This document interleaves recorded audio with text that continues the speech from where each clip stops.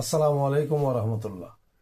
আমার বাংলাদেশ আগে এবং মুসলিম উম্মার একটা কথা আছে, আমরা একে অপরের প্রতি দোয়াই রাখবো। সেই দোয়াটুকু করতে গেলে কেউ কে কি মনে করবে এতে ডাজন্ট ম্যাটার। সো আমরা সবসময় বাংলাদেশ এবং বাংলাদেশের যারা প্রতিনিধিত্ব করবে তাদের জন্য আমরা দোয়া করতে চাই। সেই সুবাদে আমি একটু মুনাজাত করলাম আল্লাহ আলিশানের দরবারে। রাব্বানা জালামনা আনফুসানা ওয়াইল্লাম তাগফির লানা ওয়া তারহামনা লানাকুনান্না মিনাল খাসিরিন। ইয়া মালিক, ইয়া রহমানুর রহিম, হে রাব্বুল আলামিন, আপনি তো উত্তম পরিকল্পনাকারী।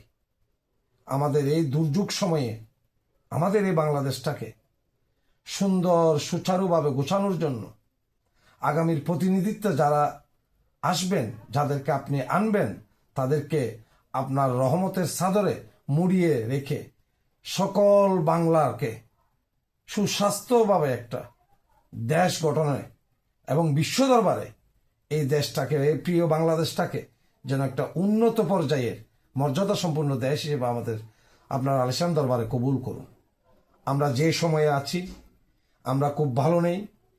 আমরা সকল জাতি যারা আমরা একত্রাতে মিলে মিশে এই দেশটাকে গড়েছি, তারা সকলেই যেন যে ধর্মের হোক কোনো বৈষম্য ছাড়া সম্মত যেখানে টিকিয়ে থাকে সেখানকার মেহেরবানি করে আমাদের এই দেশটাকে এবং প্রতিনিধি যারা আসবেন আগামীতে আপনার দরবারের দিকে চেয়েছি, আপনার আলিশান দরবারের দিকে চেয়ে আছি, তারা যেন এসে এই বাংলাদেশটাকে সবাইকে কাঁধে কাঁধ মিলিয়ে যেন আমরা এই দেশটাকে গড়তে পারি, সেই রহমতটুকু আপনার আলিশান দরবারে ফরিয়াদ রাখছি। মাওলারে, আমরা গুনাহগার। আজকে এই মোনাজাতের যে আন্তরিক যে অন্তর্জামের কাছে করছি মাওলা, আপনি বড় দয়াবান, আপনি বড় মেহেরবান মাওলা। আপনার দিকে তাকিয়ে, আপনার প্রিয় হাবিবের প্রিয় নবী হজরত মোহাম্মদ সাল্লাল্লাহু আলাইহি সাল্লামের দিকে তাকিয়ে মাওলা আমরা আরজ করছি, গুজার করছি, আমরা দুঃখী, আমরা অসহায়। ইয়া মাওলা, আমাদের সকলকে আপনি নিজ দায়িত্বে ভালো রাখুন মাওলারে। আপনি ছাড়া আমাদের কোনো উপায় নেই।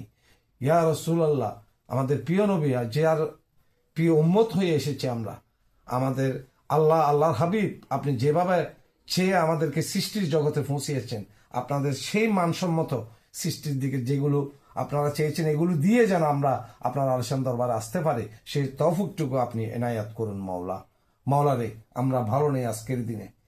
আপনারা জানেন মাওলা, অনেক কুচক্করি মহল বিশ্ব দরবারে বাংলাদেশের দিকে বাংলাদেশটাকে পিছিয়ে দেওয়ার চেষ্টা করছে।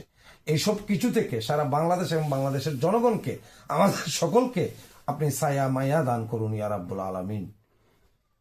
ইয়া রাব্বুল আলামিন, আপনি ছাড়া আমরা ভালো থাকতে পারবো না মাওলা। যারা এখন অসুস্থ হয়ে মৃত্যুসজ্জায় এই সময়ে এগিয়েছেন এবং অসুস্থ হয়ে আছেন, আমরা সকলের প্রতি, একে অপরের প্রতি আপনার আলিশান দরবারে আমিন আমিন বলে আমরা ক্ষমা চেয়ে নিচ্ছি।